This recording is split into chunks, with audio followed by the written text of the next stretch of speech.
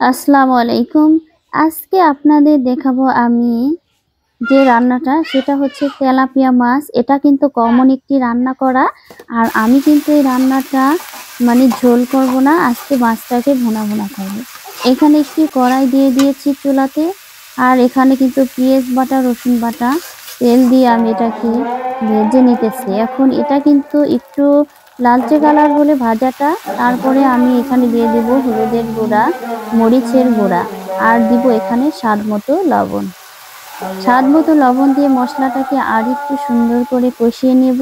কষা হলে কিন্তু আমি এখানে আগে থেকে যে তেলাপিয়া মাছগুলা ভেজে রেখেছি, অবশ্যই ভাজা মাছগুলো আপনাদের দেখাবো। সেই মাছগুলা কিন্তু আমি সেই মাছগুলো এখানে এখন ঢেলে দেব। ঢেলে দিয়ে কিন্তু মশলা দিয়ে একটু নেড়ে চেড়ে সুন্দরভাবে কষিয়ে নেব। মশলা দিয়ে কষানো হয়ে গেলে আমি এখানে পরিমাণ মতো পানি দেব। পরিমাণ মতো পানি দিয়ে তারপরে কিন্তু মাছটাকে আমি ঢাকা দিয়ে রান্না করে নেব। এই যে আমার মাছ কষানো কিন্তু হয়ে গেছে। এখন কিন্তু এই যে পানি দিয়ে দিয়েছি। পানি দিয়ে এখন এই যে ঢাকনা দিয়ে দেবো এর উপরে। ঢাকনা দিয়ে সুন্দর করে মাছটাকে আমি 10 মিনিটের মতো এভাবে রান্না করে নেব। 10 মিনিটের মতো যখন আমার রান্নাটা হয়ে যাবে, যে পানি কিন্তু উপরে ফুটে উঠেছে, আর আমি এখানে টমেটো ফালি করে রেখে দিয়েছিলাম, সেই টমেটো দিয়ে কিন্তু আমি রান্না করব।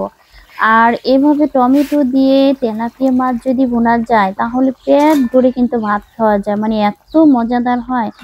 যে কোনো মাছ দিয়ে আর টমেটো দিয়ে কিন্তু মাছ ভুনা করলে খেতে খুবই মজা লাগে। মাশাআল্লাহ, কালারটা দেখেন অনেক সুন্দর আসছে। আর একটুখানি কিন্তু রান্না করবো আমি। এই যে রান্না কিন্তু আমার হয়ে গেছে প্রায়, আর একটুখানি রান্না করব 2-1 মিনিটের মতো। আমার 2-1 মিনিটের মতো রান্না হয়ে গেছে। এখন আমি কিন্তু এখানে ধনিয়ার পাতা ছড়িয়ে দিয়েছি। আমার রান্না শেষ।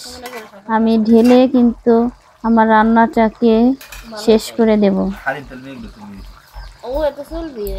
রান্নাটা শেষ পর্যায়ে। এই যে ভালো থাকবেন, সুস্থ থাকবেন।